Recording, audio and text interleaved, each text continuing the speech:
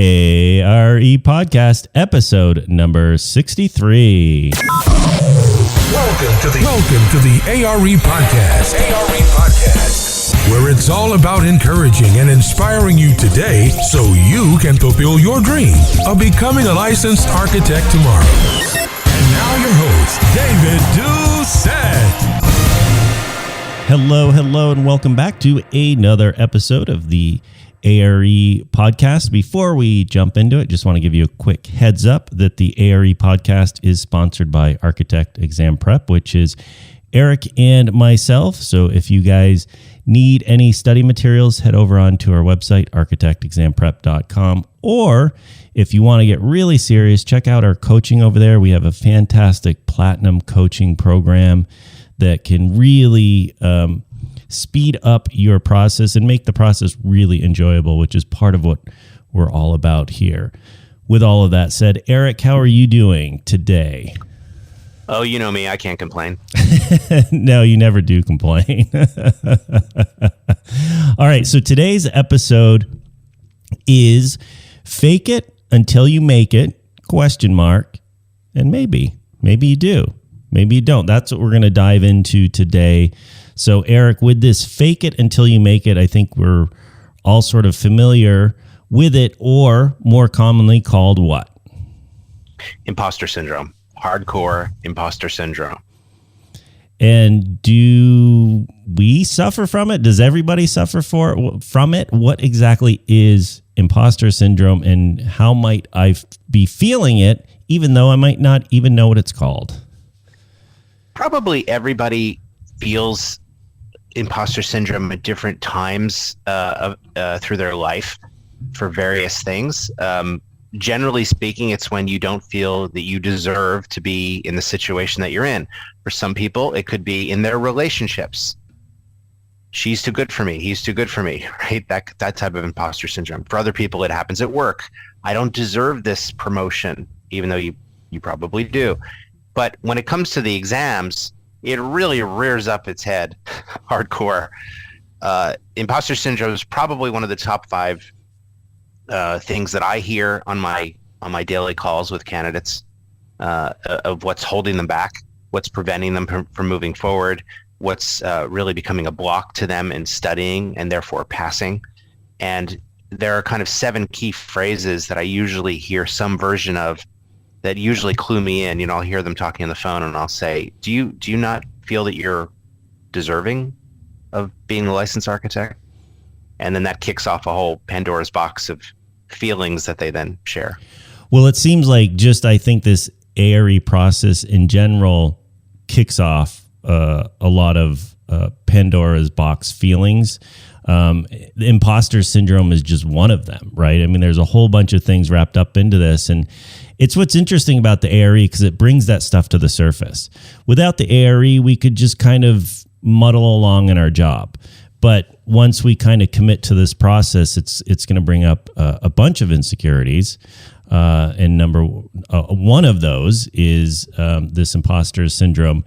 So you said there's kind of 7 key ways to recognize it. So I guess maybe those that are listening may not even know they might be suffering from imposter syndrome, but they might recognize some of this dialogue in their head about the 7 that you're going to describe. Yeah, that's right.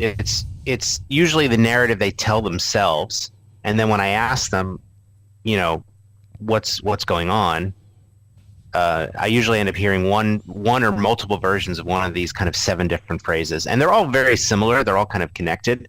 But what I found is that these tend to go hand in hand with this, and then it becomes a matter of finding out, well, why do you feel this way? Where did this come from? Where did this imposter syndrome come from? And we've been doing these like free phone calls with candidates for 6 years now, maybe more. So I've talked to tens of thousands of people, and it's been quite a gift to hear what people share with me. And oftentimes I had a 3rd grade teacher that told me I'd never be good enough. And that really affected me. And I've just held on to that my whole life. Or I had, a parent that say something to me, or a family member. And So there's usually some sort of trauma event that happened earlier in their life with a bad boss, bad manager, bad parent, bad, role model. And then now that they're facing what's probably the biggest challenge of their career to date, which is taking the licensing exams and passing the ARE, they're really like coming up to this almost like hitting a wall. And just the term imposter syndrome sounds like a negative connotation, and it's almost like,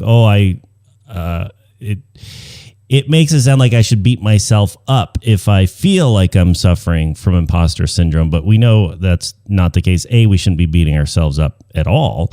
But right. Imposter syndrome is not a bad thing. It's just a thing, and what we attach to it, that's kind of how it goes, one way or the other. But it's certainly not a bad thing. It's not a negative thing. It's just something. It's a feeling, right? And that we can recognize. And then once we recognize, it's like, okay, how do we move on from there? It's a legitimate, understandable, reasonable, expected, fairly common occurrence of a feeling. It's, to your point, it's really about, it's okay to feel like an imposter at times, but is it affecting your performance in studying and preparing and passing these exams? That's really where it comes to play. So in one sense, you almost have to give yourself room and space and permission to feel that way. Okay, I feel that way. Why do I feel that way? Okay, dates back to a mean relationship that I had a few years ago or whatever. But then don't let it ruin your ability to pass, because remember, the majority of people are not failing because of the content.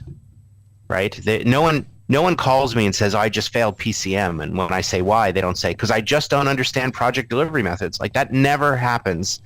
When I say, why did you fail? It's, well, I was feeling very anxious and the testing center was cold and I had a lot going on at work. And, I had friends that passed and I thought I needed to pass on the first try. It's basically everything else.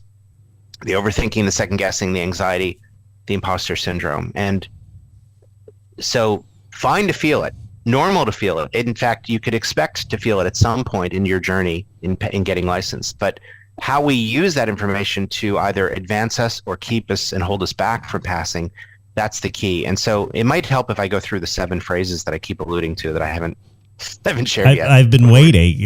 Before we run out of time. Yeah, let's go. And again, there are different versions of this, but if you recognize any of these in your own kind of inner monologue or inner head, number 1 is, I'm a fraud, I'm a phony, I'm a fake, right? Clearly, that's the loudest imposter syndrome warning. And typically, I hear this from people that did not major in architecture. They majored in interior design or in engineering, and they took a non-traditional path, but somehow have ended up doing the work of an architect and now are getting their license. They feel this imposter syndrome heavily. They consider themselves outsiders to the profession, even though they're not. And I remind them that a diverse and varied background makes you interesting. It doesn't make you a phony. So that's number 1. Number 2 is, I'm not good enough. I'll never be good enough. I don't deserve this. Like that whole vein of really negative thoughts. This now doesn't come from, where you went to school. This comes from something deeper, usually a childhood trauma. When I ask people, where are you getting this from? Who told you this?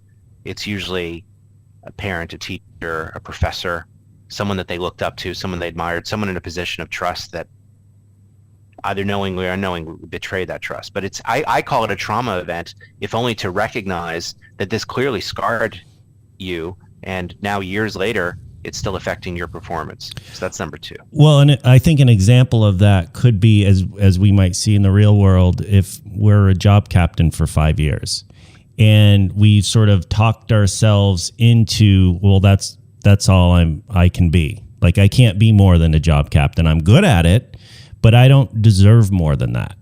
And that is certainly not the case. But that's where the little psyche can hold us back, because we certainly deserve to be more than a job captain, especially if we've been doing it for a few years.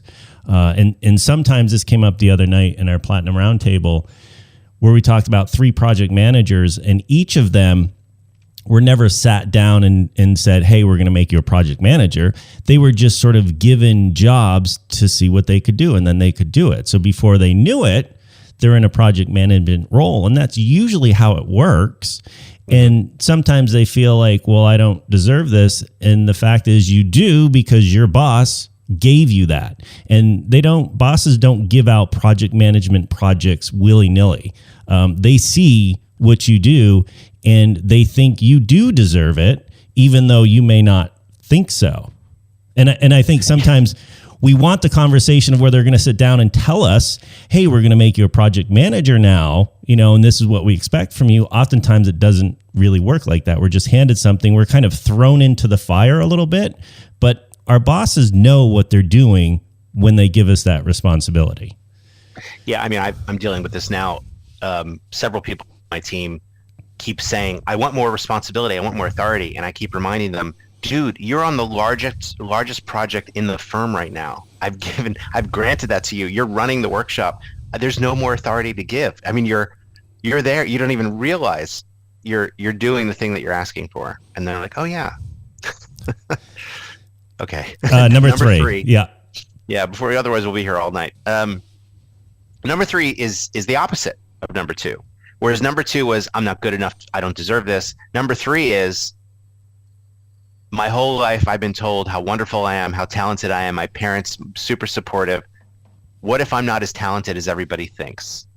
My boss has all this faith in me. What if I'm not as talented as he or she thinks? They want to promote me. They want to make me partner. They want to make me principal. What if I'm not talented? So it's almost the opposite type of damage, that there's this pressure put upon them of, they probably have a lot of talent. It was recognized by a lot of people early. They were on a fast track to success, and suddenly it probably went a little faster than they're used to. And they're like, whoa, how did I end up almost being partner?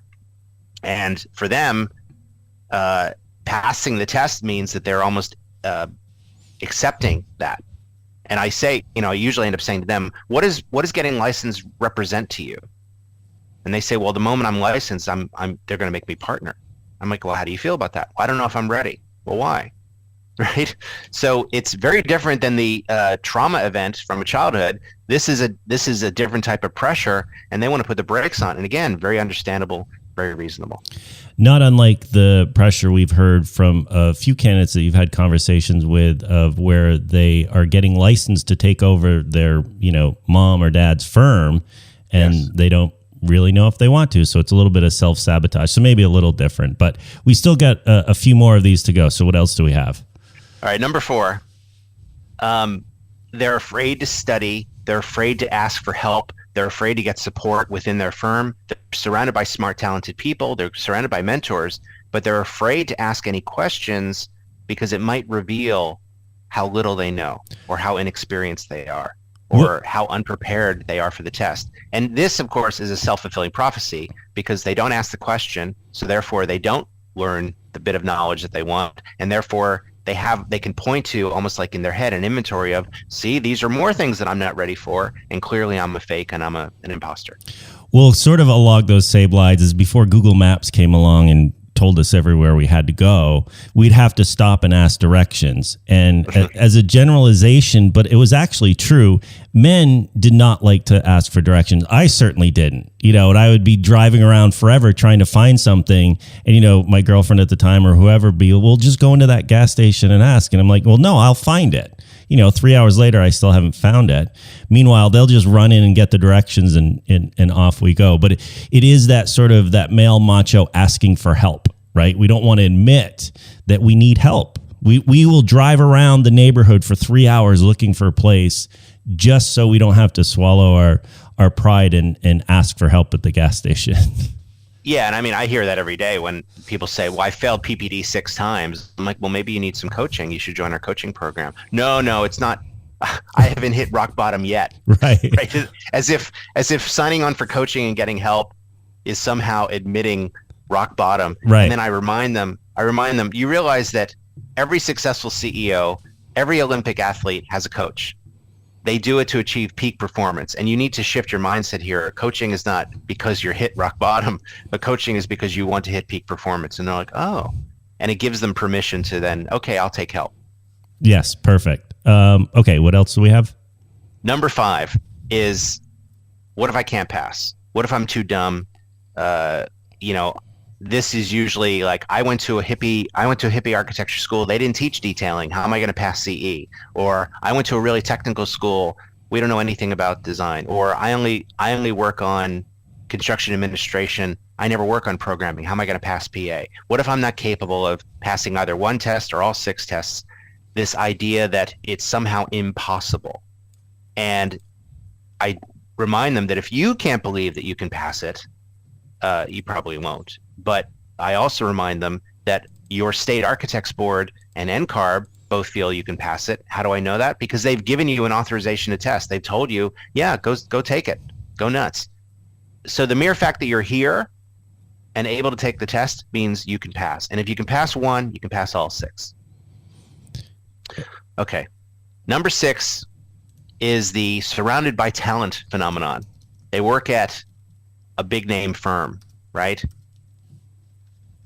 Zaha Hadid, Clark Ingalls, one of those firms. Everybody around them super talented, super smart, and they're like, everyone here is so much smarter than me. It's the same effect that people get at Princeton or Harvard or Yale, right? Everybody here is so much smarter than me. I don't even know how I got here. Every day, all I see is talented genius everywhere I go, and so it's natural to feel like an imposter. And I remind them that everybody's got their own level of genius. Everybody's got a different way that they shine. You just maybe haven't recognized yours yet, but clearly they saw something in you to hire you. So if you're surrounded by smart people, you're in the right room.